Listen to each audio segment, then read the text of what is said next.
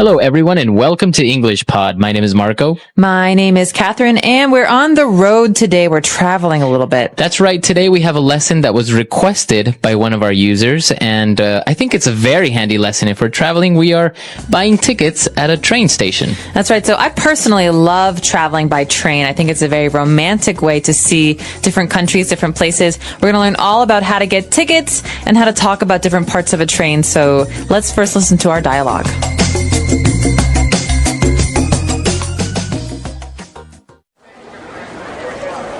Hi, I would like to purchase a one-way ticket to Brussels, please. Certainly, sir. This is our train schedule.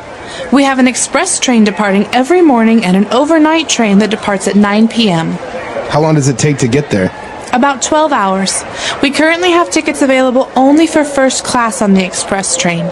If you'd like, you can choose a sleeper on the overnight train, which is a bit less expensive. Yeah, I think that's the best option. Do you serve food on a train? 12 hours is such a long time. Yes, of course. There is a dining car towards the end of the train where they serve meals at all times. We do provide complimentary water and coffee for all of our passengers. Great, I'll take it. Here you are, sir. Your train leaves from platform number 9 at 9 on the dot. Remember to be here at least 30 minutes before your scheduled departure time, or else you might miss your train. I understand. Thank you very much. Have a great trip. All right, we're back. So now we're going to take a look at a couple of words that we've picked out for you on Language Takeaway. Language takeaway. So there are many different kinds of tickets you can purchase, you can buy for your train journey. The first kind we're going to talk about is maybe the fastest. This is called an express train. That's right. So as the name says, it's an express train. That means it's a very fast train. And it depends, because in different places, sometimes they call it the fast train, sometimes they call it the express train. But basically the idea is that it's a very fast train. And it's fast usually because it stops very few times. For example, if we want to go on the Paris to Berlin train, it won't stop in every single town. It will probably only stop a couple of times. Exactly. So apart from the express trains that usually they'll go in the daytime, we have an overnight train. Overnight trains are very fun, or at least they can be fun if you have a comfortable place to sleep. Basically, the idea is you get on the train at night and you sleep on the train and you get off in the morning. That's right. It's actually a very popular way of traveling, especially if you're on a budget, because, well, you're basically saving yourself one night of spending the night at a hotel. That's right. So you're going to have to find a place to sleep if you're taking the overnight train. There are usually different options. The most uncomfortable is usually a seat, like a hard seat. But there are oftentimes special cars on a train where you can sleep for these overnight trips. What are those called? That's right. And those are called sleeper cars, or you choose a sleeper seat. Right, so that's pretty easy to remember. Sleeper. The sleeper seats are the seats that fold back like you're lying down. But of course, most places like China and India and Vietnam, for example, have actual cars that have beds in them. Right, yeah. So you can, as the name says, you can actually sleep on this train. Now, if you're going to buy tickets, you're not going to find a sleeper train on an express train or a train that travels during the day. These are only available at night, usually. That's right. So sleeper car is what you want to look for if you're traveling overnight. And in those cases, you oftentimes get hungry. You need to eat. So where do you go to eat? That's right. We're going to look for the dining car on the train. Okay, so think about the word dining room. Dining room, dining car, this means the place where you eat. That's right. So we're going to look for a dining car, and it's usually in the front of the train, I think, and you can just go and get a quick meal over there. That's right, dining car. And finally, we have another very important word here. It's all about getting on and off the train. So where do you do that? Well, you go to the platform, the specific platform where your train is leaving. So in this case, this guy has to go to platform number 9. Okay, so usually that means that there is a cement or a stone block where you stand, the train comes to the station, people get off, you get on. So the place where that all happens is the platform. That's right. So remember that in airplanes or in airports, usually you look for a terminal. For train stations, you're looking for a platform. All right, and that number is going to be very important. So look at your ticket and find out which platform your train will be arriving or departing from. That's right. Okay, so now why don't we review these words? Let's listen to the dialogue again, and we'll be back in a bit. Hi, I would like to purchase a one-way ticket to Brussels, please. Certainly, sir. This is our train schedule. We have an express train departing every morning and an overnight train that departs at 9 p.m. How long does it take to get there? About 12 hours. We currently have tickets available only for first class on the express train. If you'd like, you can choose a sleeper on the overnight train, which is a bit less expensive. Yeah, I think that's the best option. Do you serve food on a train? 12 hours is such a long time. Yes, of course. There is a dining car towards the end of the train where they serve meals at all times. We do provide complimentary water and coffee for all of our passengers. Great, I'll take it. Here you are, sir. Your train leaves from platform number 9 at 9 on the dot. Remember to be here at least 30 minutes before your scheduled departure time, or else you might miss your train. I understand. Thank you very much. Have a great trip.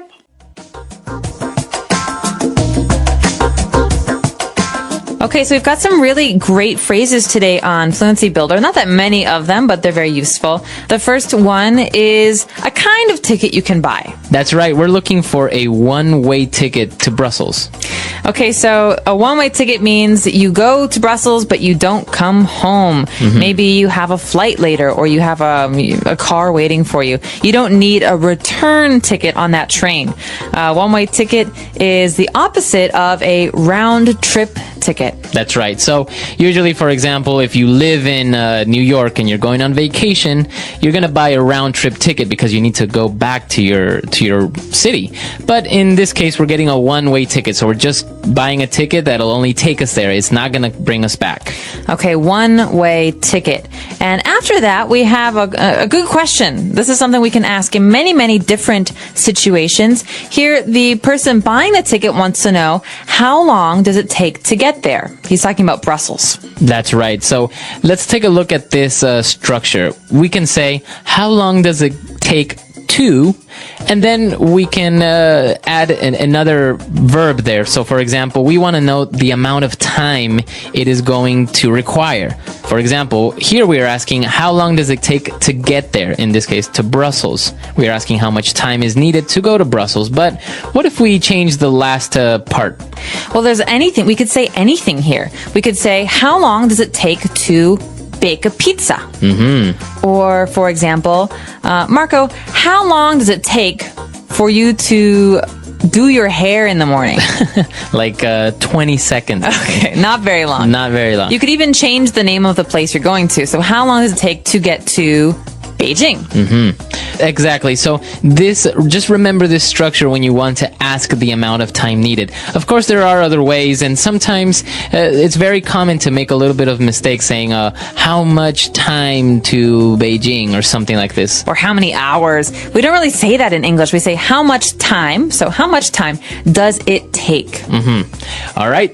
And what about when the person that's selling the ticket said, okay, the train leaves from platform number 9 at 9 on the dot.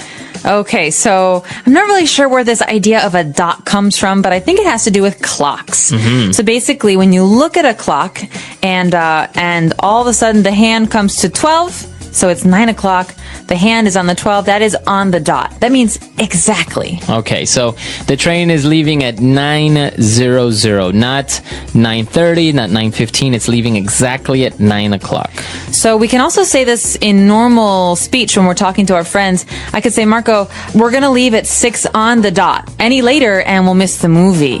Exactly. So, but when you say on the dot, you're usually emphasizing that it leaves promptly. It's not going to be late, and you're kind of emphasizing a person to be on time. Yes, please don't be late, because so 9:01, or in my case 6:04, these are not okay because they're too late. Exactly. So if I say I'm going to pick you up at 4 o'clock on the dot, it usually means I don't really want to wait, so please be ready at 4. All right, so on the dot. All right, so now let's listen to our dialogue for the last time, and we'll be back to talk with you a little bit more.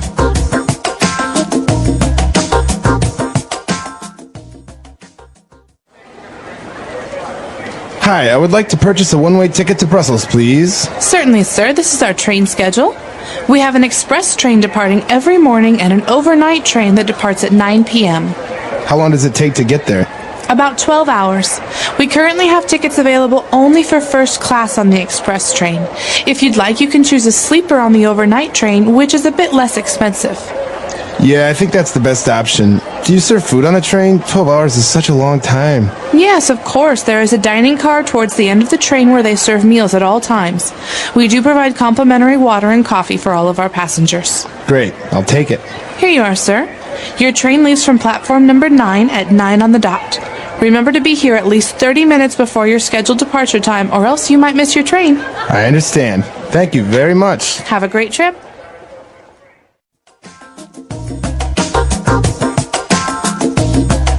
All right, so you mentioned you really like to travel on trains. I do. Why is that? Well, I like that trains are kind of slow. So many trains are slow. Some trains, as we said, like express trains are faster. But if you're traveling in a new place, it's a wonderful way to see the country. Because maybe you're going from one city to another city. Well, it's nice to see what's in between cities. Exactly. And so that's why I like to be on trains. I actually also really enjoy taking the overnight trains because I sometimes get a little bit uncomfortable if I travel for too long, for example, on an airplane or a car. So if I fall asleep and I wake up where I wanted to go, it's really nice. Well, and I think it's nice also to be kind of rolled asleep, lulled asleep Exactly. by the train. Have you had any very memorable train experiences? Traveling around, I have met some interesting people, and actually they, local people, so they start talking to you and really curious because obviously you're a foreigner in their country and try to get to know you and maybe even give you a little bit of advice. And if you don't speak the language, it's even a little bit more interesting because you're trying to communicate and you pick up a lot of words. That's true. I actually heard some really interesting stories from people who took the Trans-Siberian Railway from Beijing to Moscow. They said the more vodka you drink, the more foreign languages you speak. So I don't know if any of our users have done that. You guys should let us know if you have any fun train travel experiences. At the train station, arriving at the station. When people need to travel by train, they first arrive at the train station. The station is a busy place where people come and go. Some people are traveling to another city, and some are coming back home. When a person arrives at the train station, they need to check the train schedule. The schedule shows the time when each train will leave and arrive. It also shows the platform number where the train will be. At the station, there are many signs to help people find their way. There are signs for ticket counters, waiting areas, restrooms, and exits. If someone does not know where to go, they can ask for help. Many train stations have information desks where workers can answer questions. Some people buy their train tickets online before coming to the station. Others buy tickets at the ticket counter or from a ticket machine. After getting the ticket, they must check the platform number and be ready to board the train on time. If they arrive late, they might miss the train. The train station is often full of sounds. People talk, train announcements play on speakers, and the trains make noise as they arrive and leave. Travelers must listen carefully to hear important information about their train. Arriving at the train station is the first step in a train journey. Knowing where to go, checking the schedule, and having a ticket ready can help travelers have a smooth and easy trip. Buying a ticket. Before getting on a train, a traveler needs to buy a ticket. There are different ways to buy a train ticket, and each way has its own steps. Some people like to buy their tickets online before they come to the train station. This is a good choice because it saves time. They can buy the ticket on a website or a mobile app, pay with a credit card, and then receive a digital ticket on their phone. When they arrive at the station, they do not need to wait in line. They just show their digital ticket to the station staff or scan it at the entrance. Other travelers prefer to buy their tickets at the train station. There are two common ways to do this: buying from a ticket counter or using a ticket machine. Many large train stations have a ticket counter where people can talk to a staff member. The traveler tells the worker where they want to go, what time they want to travel, and what kind of ticket they need. The staff member checks the train schedule and gives the traveler a ticket after they pay. If the traveler is not sure which train to take, they can ask questions and get advice. Ticket machines are another option. These machines are usually near the entrance of the station. Travelers can choose their destination, date, and time on a screen. The machine shows different ticket options, including first class or second class seats, one-way or round-trip tickets, and different prices. After choosing the ticket, the traveler pays with cash, a credit card, or a debit card. The machine then prints the ticket. This method is quick, but it can be confusing for people who are not familiar with the machine. If someone does not know how to use it, they can ask a staff member for help. Some train stations also have special cards or passes for frequent travelers. In some countries, people who take the train often can buy a monthly or yearly pass. This pass lets them travel many times without buying a new ticket each time. Other travelers might use a prepaid card that they can load with money. When they enter the station, they scan the card and the fare is deducted automatically. After buying the ticket, the traveler should check the details carefully. They should look at the date, time, destination, and seat number if one is assigned. Some tickets also have a barcode or QR code that needs to be scanned before entering the platform. If there is a mistake on the ticket, it is important to fix it before boarding the train. Buying a ticket is an important step in train travel. Whether buying online, at a counter, or from a machine, travelers must choose the right ticket for their trip. Checking the ticket information and understanding how the process works can make traveling by train easier and less stressful. Waiting for the train. After buying a ticket, the traveler needs to wait for their train. Depending on the train schedule, the waiting time can be short or long. Some travelers arrive early to avoid missing their train, while others might have to wait because of a delay. During this time, passengers need to be aware of their train's departure time, platform number, and any announcements about changes. Most train stations have a waiting area for passengers. In smaller stations, the waiting area might be just a few benches, but in larger stations, there can be a big hall with many seats. Some stations even have special waiting rooms for people with first-class tickets or passengers traveling long distances. In cold weather, indoor waiting areas help passengers stay warm, while in hot weather, air-conditioned waiting rooms can make the wait more comfortable. While waiting, passengers should keep checking the train schedule. Train stations usually have large electronic boards that show train departure times, destinations, and platform numbers. These boards update regularly, so travelers must pay attention in case their train's platform changes or if there is a delay. Some stations also make announcements over loudspeakers to inform passengers about train arrivals and departures. If a traveler does not understand the announcement, they can check the schedule board or ask a station staff member for help. Many travelers use the waiting time to relax or do other activities. Some people read books, listen to music, or use their phones to pass the time. Others buy snacks or drinks from shops inside the station. Large train stations often have small restaurants, cafes, or vending machines where passengers can get something to eat before their trip. Some people also take this time to use the restroom, withdraw money from an ATM, or buy something from a convenience store. At busy train stations, travelers need to be careful with their belongings. Many people move through the station, and it is easy to lose a bag or forget something. Passengers should keep an eye on their luggage and not leave their things unattended. Some stations have lockers where travelers can store their bags if they have a long wait before their train arrives. This is useful for people who want to walk around the station without carrying heavy bags. For passengers traveling with children, waiting can be difficult because young children may become bored. Some larger stations have play areas for kids, while others have family-friendly seating areas. Parents often bring small toys, books, or snacks to keep their children entertained. If a train is delayed, passengers need to be patient. Train delays can happen due to weather conditions, technical problems, or other reasons. In some cases, the station provides updated information about the new departure time. If a traveler is unsure about what to do, they can ask for assistance at the information desk. Waiting for a train is a normal part of train travel.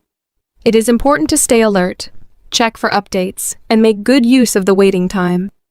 Whether reading, eating, or simply watching people move through the station, passengers can find ways to stay comfortable while they wait. Boarding the train. When it is time to board the train, travelers need to be prepared. Boarding a train is different from boarding an airplane or a bus. Passengers must pay attention to the platform number, listen for announcements, and make sure they are at the right place before the train arrives. Some people feel nervous about boarding, especially if the station is busy or if they are unfamiliar with the process. However, knowing what to do can make the experience easier and less stressful. Before heading to the platform, travelers should check their ticket one more time. The ticket usually has important information such as the train number, departure time, and assigned seat, if there is one. Many stations have automated ticket gates where passengers scan their tickets or prepaid cards before entering the platform area. If there are no ticket gates, station staff might check tickets before allowing people onto the platform. Some train stations allow passengers to go directly to the platform without checking tickets, but in this case, conductors check tickets inside the train.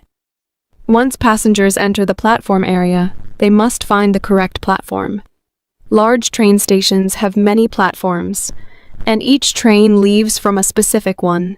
Signs and electronic boards help travelers find the right place. Sometimes, two trains arrive at the same platform but go in different directions. Passengers must carefully check the destination and train number to make sure they are getting on the correct train. As the train approaches, passengers usually hear an announcement or see a message on a display board. Some stations have automatic safety gates that only open when the train stops. In places without gates, passengers should stand behind a yellow or white safety line on the platform to avoid accidents. If the train is crowded, people might form a line to board in an orderly way. In some countries, there are specific areas marked on the platform where train doors will stop, helping passengers know where to stand. When the train stops, the doors open, and passengers inside the train get off first. It is polite to let people exit before entering. After passengers leave, the new travelers can board. Some trains have specific doors for first-class passengers, while others have open seating, allowing anyone to sit anywhere. If a traveler has a reserved seat, they should find their seat number inside the train. If the train does not have assigned seats, they need to find an available spot quickly. For passengers carrying large bags, finding a place for luggage is important. Many trains have overhead racks for small bags and suitcases. Long-distance trains often have special luggage areas near the doors or between seats. Passengers should store their bags securely to prevent them from falling or blocking the aisle. Keeping valuables in a personal bag or backpack is a good idea to prevent theft.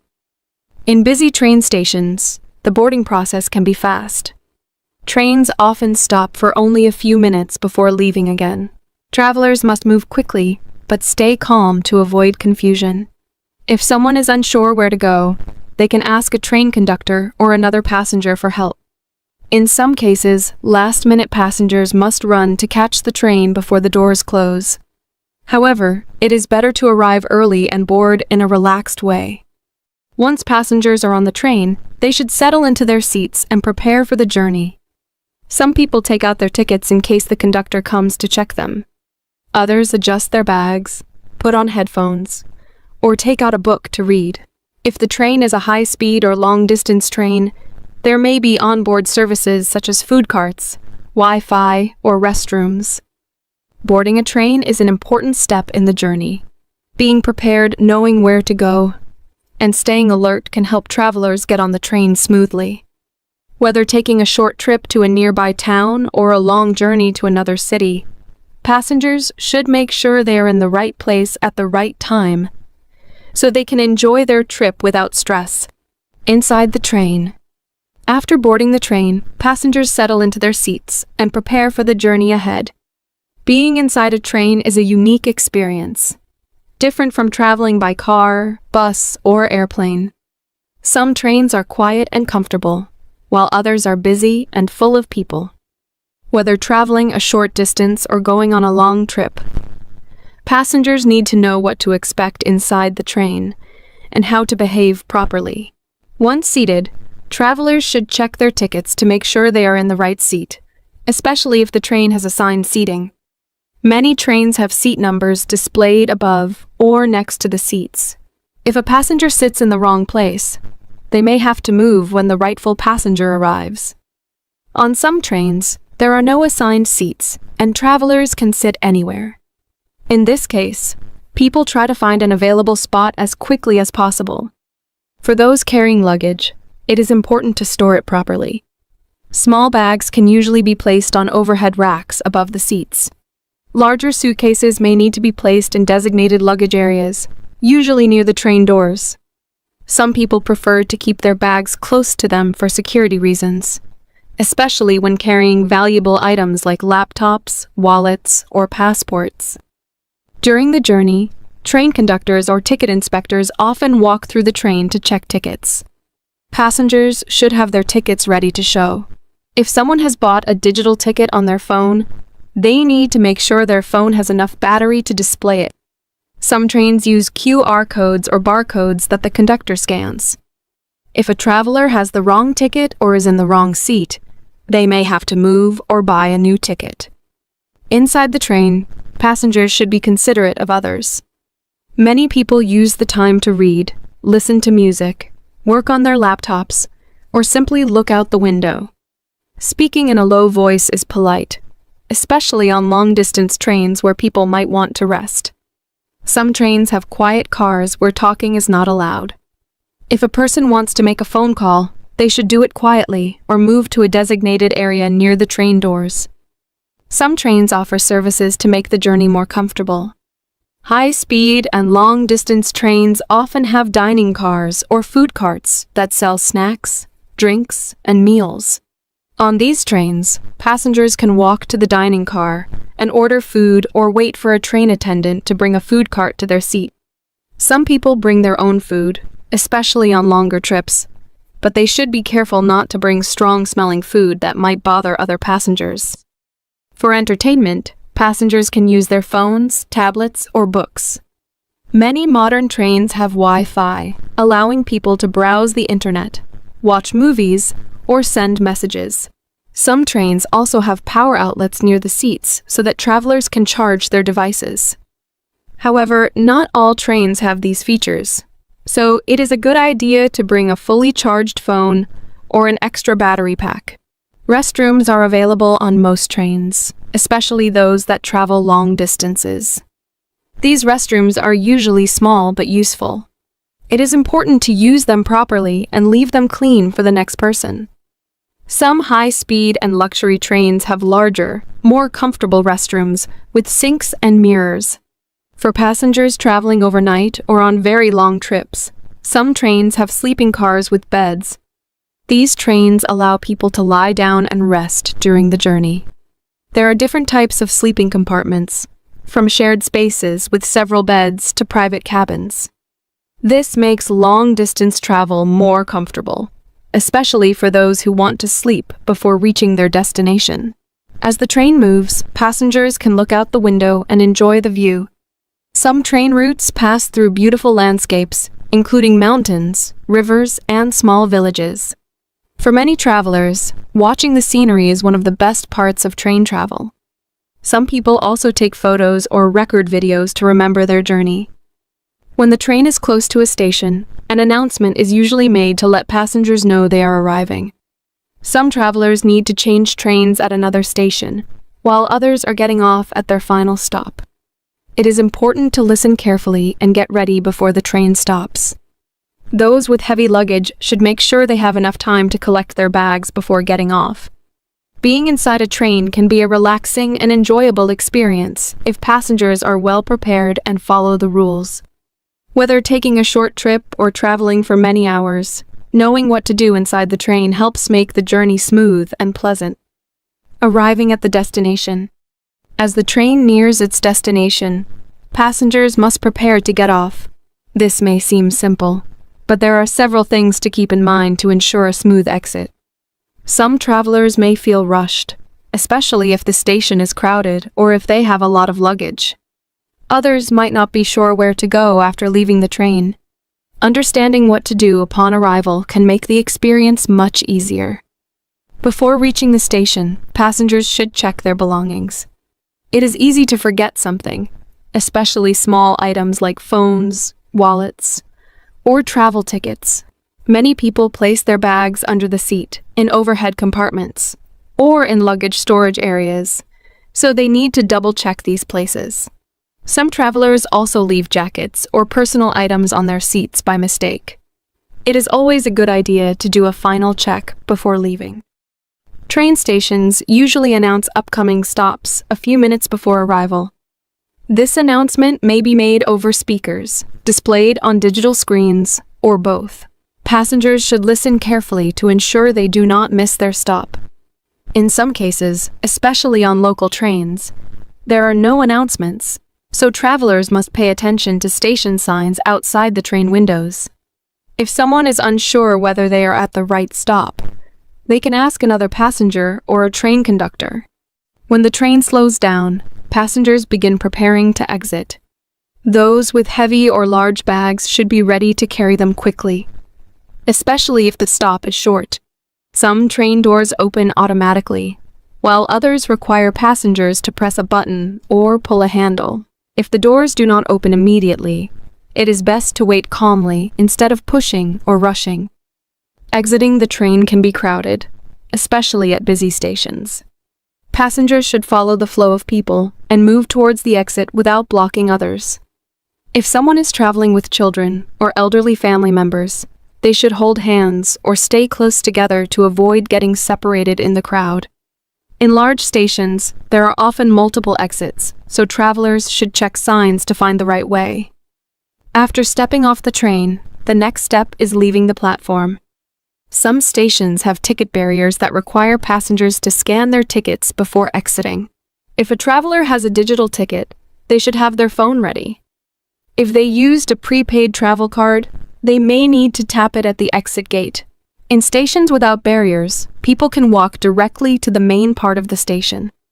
Once inside the station, travelers may need to find their next connection. Some passengers take another train to continue their journey. In this case, they need to check the departure boards for platform information and schedule updates. If they have only a few minutes between trains, they should move quickly to avoid missing their connection. For those who have reached their final destination, the next step depends on their plans. Some people meet friends or family at the station, while others need to find transportation to their hotel or home. Most large train stations have taxi stands, bus stops, and metro connections nearby. Travelers should follow the signs to the correct transportation option. If they are unsure where to go, they can ask for help at an information desk. Many stations have services for travelers who need extra assistance. Some offer luggage carts or porters to help with heavy bags. Others have special services for elderly or disabled passengers, such as elevators, ramps, or staff assistants. If someone needs help, it is best to ask in advance or check online before arriving at the station. Some travelers like to explore the train station before leaving. Large stations often have restaurants, cafes, and souvenir shops. If someone has time, they may choose to eat a meal, buy a gift, or simply rest before continuing their journey. In international train stations, travelers may also need to go through customs or passport control before leaving the station. After leaving the train station, the journey continues. Whether arriving in a new city for a vacation, returning home, or meeting friends, stepping off the train is the final part of the travel experience. Being prepared, following signs, and staying aware of surroundings can help passengers exit the train station smoothly and enjoy the rest of their trip. The English Pod Audio Review. Listen to the meaning, then say the vocabulary word. A ticket that allows you only to go to a certain place. One-way ticket. To leave, start a voyage. Depart. A flat elevated portion of ground. Platform. On time, precisely at a certain time. On the dot. Planned at a specific time to leave. Scheduled departure time. Let's try that faster. To leave, start a voyage. Depart. Planned at a specific time to leave. Scheduled departure time. A flat elevated portion of ground. Platform. A ticket that allows you only to go to a certain place. One-way ticket. On time, precisely at a certain time. On the dot. Now say the word and hear it in a sentence. One-way ticket.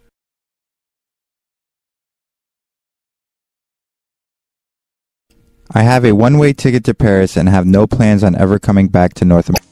All right, guys. Well, thanks for listening. Good luck in your interviews. And until next time, goodbye.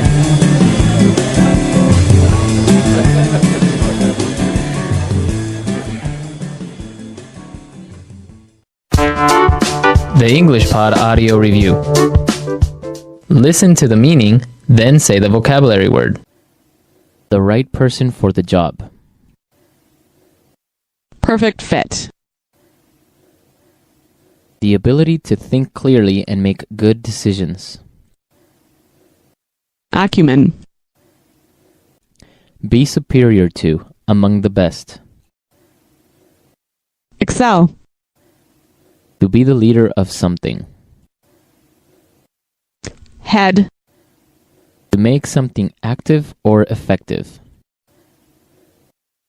Implement. A meeting where people acquire skills and knowledge about a subject. Training session. Have a difficult time. Struggle. Arriving or doing something at the expected or planned time. Punctuality. To deal with a matter, issue, problem, etc. Address. To select a few candidates in order to make a final selection or decision. Short list. Someone or something that is likely to succeed or to be chosen. Prospect.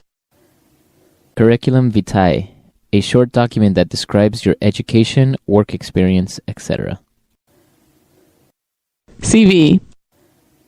A weakness that someone has. Shortcoming. A valuable or beneficial thing or ability that a person has. Asset. A great success or achievement a person has. Triumph. Let's try that faster. The right person for the job. Perfect fit. Arriving or doing something at the expected or planned time. Punctuality. A meeting where people acquire skills and knowledge about a subject. Training session. A great success or achievement a person has.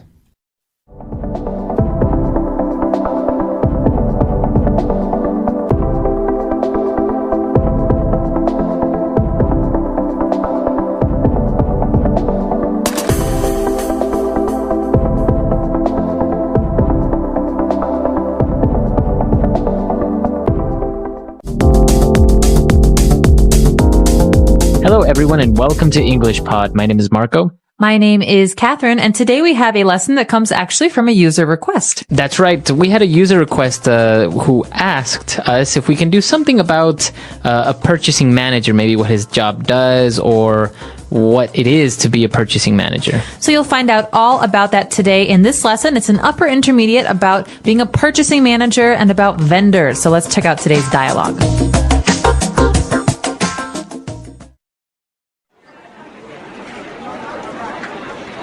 Good morning, Angela. How have you been lately? Morning, Michael. I've been very busy lately. One of our other vendors is going out of business, and I've been searching for a suitable replacement. Well, rest assured that you can count on us to be here for the long run. Please sit down. Coffee? No, thanks. I've been trying to cut down on the caffeine. I could never do that. I'd be a zombie if I didn't have my morning coffee fix. Let's get down to business then. Yes, I've come to talk with you about ordering the 8-megapixel cameras for our new Mi phone. The demand for phone cameras is growing, and Pear has been falling behind in the market. That's great. I'm glad to hear that Pear has finally jumped on the bandwagon. Right now our contract is for the 5-megapixel cameras. Is Pear still interested in having those? No, we're changing all the cameras to 8 megapixels. We were hoping that by making your company our sole supplier for cameras, we could negotiate a better deal. Surely. Let's get started by drafting a new contract.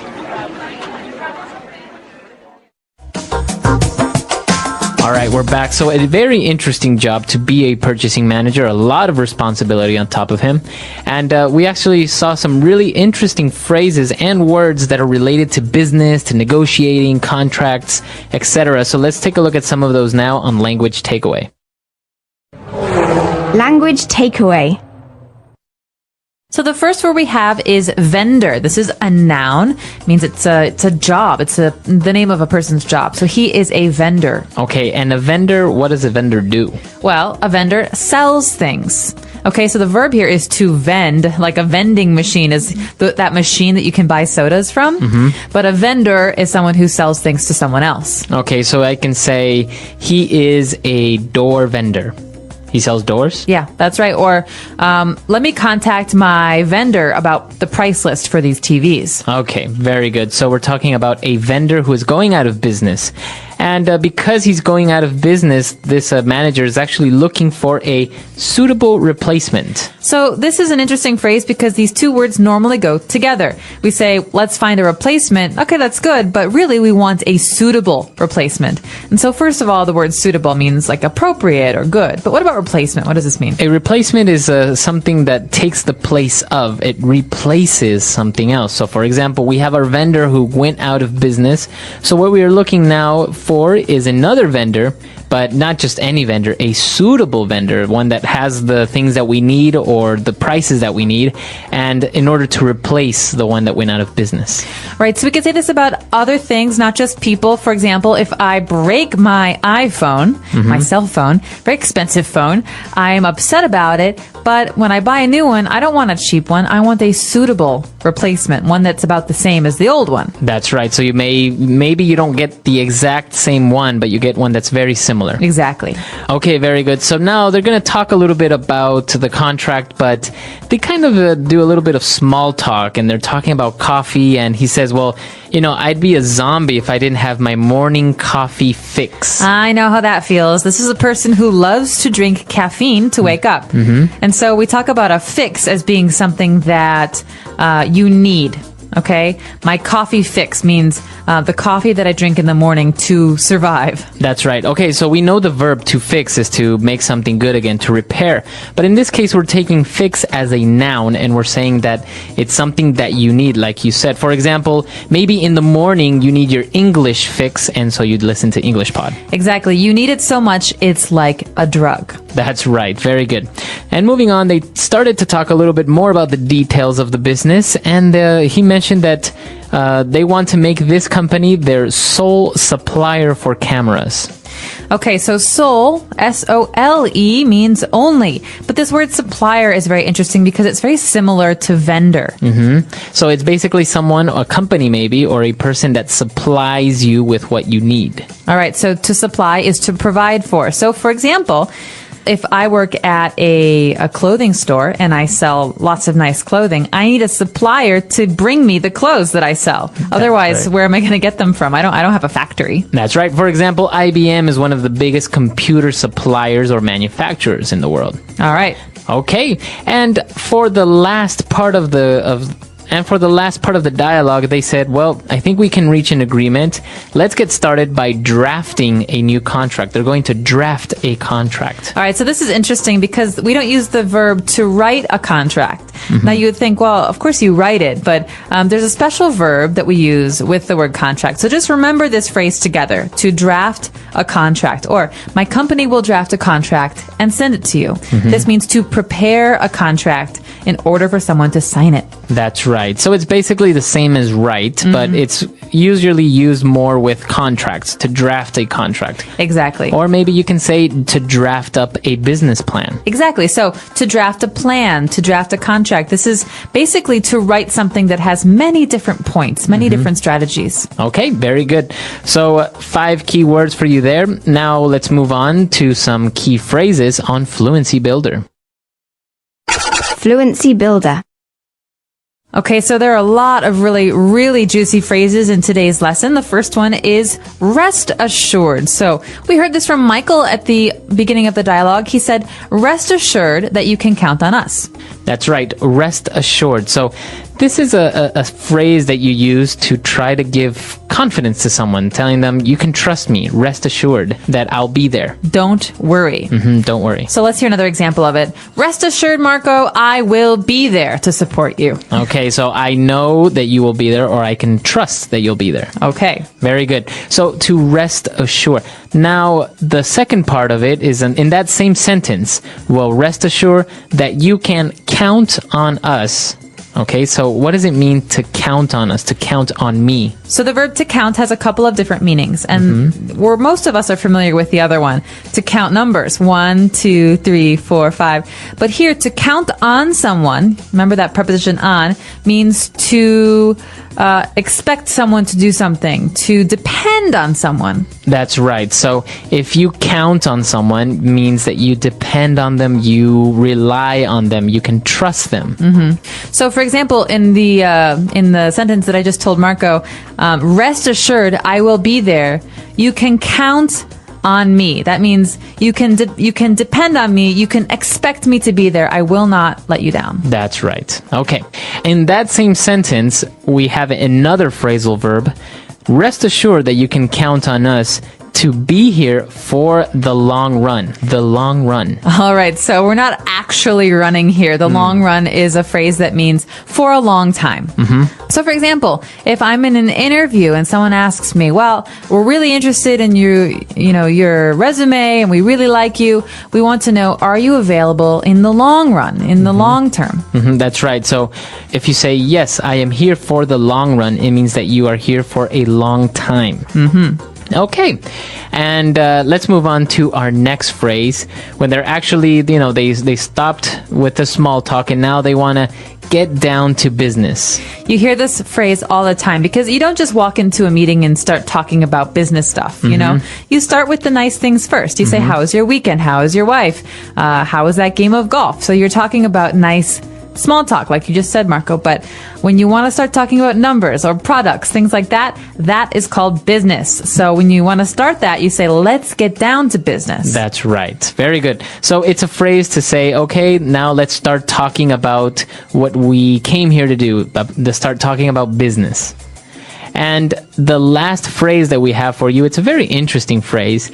When they were talking about one of the brands of phones, they're saying, I'm glad to hear that Per has finally jumped on the bandwagon. Now, Marco, I wish I could tell you I knew where this phrase came from, but I don't. Let's just talk about the word bandwagon first. I think bandwagon means something that everyone is doing. That's right. So I think if everyone is, likes the color purple, and all of a sudden you like the color purple, then that means you just jumped on the bandwagon. All right, I jumped on the bandwagon. So you think of a wagon as like, before they had cars, they had wagons. They're wooden and they have wheels and they're pulled by a horse. And so everyone is on there and they're all going somewhere. And I wasn't on it, but I jumped on the back. That means I joined everyone. I started to do what they're doing. That's right. So I guess you agree with them, or you're going in the same direction that everyone else is going. Look at Marco. He just bought an iPhone. Now he's jumped on the bandwagon. That's right. So everyone is going in the same direction. Everyone is doing the same thing. Everyone likes the same thing. So to jump on the bandwagon, you can use it in the business sense. For example, if somebody is not agreeing with you or somebody doesn't want to support your project, you can say, I would really appreciate it if you jumped on the bandwagon and supported us on this. That's right. So it's not always a bad thing, but remember that the verb that is synonymous with this is to conform. Okay, to do what everyone else is doing. That's right. Okay, so a lot of interesting things here. Let's listen to our dialogue one last time.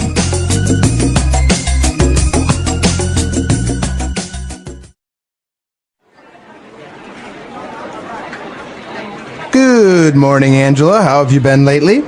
Morning, Michael. I've been very busy lately. One of our other vendors is going out of business, and I've been searching for a suitable replacement. Well, rest assured that you can count on us to be here for the long run. Please sit down. Coffee? No, thanks. I've been trying to cut down on the caffeine. I could never do that. I'd be a zombie if I didn't have my morning coffee fix. Let's get down to business then. Yes, I've come to talk with you about ordering the 8-megapixel cameras for our new Mi phone. The demand for phone cameras is growing, and Pear has been falling behind in the market. That's great. I'm glad to hear that Pear has finally jumped on the bandwagon. Right now our contract is for the 5-megapixel cameras. Is Pear still interested in having those? No, we're changing all the cameras to 8 megapixels. We were hoping that by making your company our sole supplier for cameras, we could negotiate a better deal. Surely. Let's get started by drafting a new contract. So talking about purchasing, it's actually a very interesting position. I think many or almost all companies, big companies, have this position where not only do they have to, maybe if they're in retailing, they have to purchase the goods that they will sell, but also in offices, for example, who buys the paper, the printers, the copiers, everything for the office. That's right, and this is a very important position, as you say, because this person can save a company a lot of money if the person knows the right vendors. That's right. If the only vendors you know are selling things at very high prices, then that's not very good for you or for your business. But if you know all the inside secrets, you know all the good vendors, then maybe you're going to be able to save a lot of money. That's right. The role of a purchasing manager. The purpose of this topic is to help English learners at the elementary and intermediate levels improve their language skills while learning about the job of a purchasing manager. Many people hear the word manager and think only of someone who tells others what to do. But a purchasing manager has a very specific job. This person plays an important role in many businesses and companies. By studying this topic, learners will gain new vocabulary, understand how companies buy things, and become more confident when speaking or reading about business. This topic also connects to daily life because purchasing and choosing what to buy are activities we all do, whether for work or for personal reasons. As learners read and talk about what a purchasing manager does, they will improve their ability to describe jobs, ask questions, and talk about money and business decisions in English. This topic helps learners feel more comfortable using English in a work-related conversations, and it may even give them ideas for future careers. What does a purchasing manager do? A purchasing manager is a person who helps a company buy the things it needs. This may sound simple, but it is a very important and detailed job. The purchasing manager makes sure that the company gets the right products in the right amounts, at the right time, and for the right price. This person often works with other people, both inside and outside the company. Inside the company, the purchasing manager talks to team members and department leaders to understand what they need to buy. This can include items like office supplies, raw materials, machines, or even food, depending on the type of company. Outside the company, the purchasing manager communicates with sellers or suppliers. These are the people or businesses that sell the things the company wants to buy. The purchasing manager must ask questions, compare prices, and choose the best option. This job involves a lot of talking, emailing, and negotiating. Negotiating means trying to get a better price or better deal by discussing the terms of the sale. For example, if one supplier offers high prices but fast delivery, and another offers low prices but slower delivery, the purchasing manager must decide which is better for the company. Sometimes, the manager can even ask for a discount or a better delivery schedule. Another important part of the job is checking the quality of the items. A purchasing manager does not just buy the cheapest product. They also make sure the items are strong, safe, and useful. If the products are not good, they may break easily or cause problems which can cost the company more money in the end. This means the purchasing manager must pay close attention to details, ask the right questions, and check the quality before making a final decision. Planning is another big part of the job. A purchasing manager has to think ahead. They must know when the company will need more supplies and make sure to order them early. If they wait too long, the company may run out of important items, and that can stop work from happening. If they order too early or too much, it can cost too much money or take up too much space. Good planning helps the company save money and stay organized. Being a purchasing manager also means keeping records. The manager must write down what was bought, when it was bought, how much it cost, and who sold it. These records help the company stay on budget and avoid mistakes. For example, if a company buys something and forgets to record it, they may buy it again by accident. Or if there is a problem with an order, like the wrong item was delivered, the records can help find out what went wrong. The job of a purchasing manager requires careful thinking, good communication, and strong decision-making skills. A person in this role has to be organized and responsible. They must be able to work with different people, understand money and prices, and manage time well. Many companies depend on purchasing managers to help them work smoothly and grow successfully. Through this job, one can learn a lot about the business world and become an important part of any team. Understanding this role helps English learners talk about jobs, teamwork, and problem solving in real situations. A day in the life of a purchasing manager. The daily life of a purchasing manager is busy and full of many different tasks. From the time they arrive at the office until the end of the workday, the purchasing manager must stay focused, organized, and ready to make smart decisions. Every day brings something new, and the job often involves working with many people, solving problems, and finding the best deals for the company. A typical day for a purchasing manager often begins by checking emails. Many of these messages come from suppliers, coworkers, or delivery companies. The purchasing manager may receive updates about products that are on the way, price changes, or questions from team members who need new supplies. Reading and replying to these emails is very important because good communication helps avoid mistakes. If something has changed, like a delivery delay or a price increase, the purchasing manager must act quickly to fix the problem or find another solution. After emails, the purchasing manager often looks at the company's supply needs. They might check reports or talk to workers in different departments to see what items are running low. If the company is almost out of something important, like printer paper, tools, or materials for production, the purchasing manager must take action quickly. They may look at past orders to see where the items came from, or they might search for new suppliers that can offer better prices or faster delivery. Next, the purchasing manager might speak on the phone or hold meetings with suppliers. These conversations can be short or long, depending on the situation. For example, if the company wants to try a new product, the manager might ask the supplier many questions. They might talk about the product's quality, how long it takes to arrive, and how much it costs.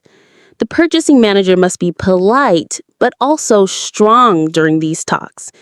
Their goal is to make sure the company gets a good deal without spending too much money or waiting too long.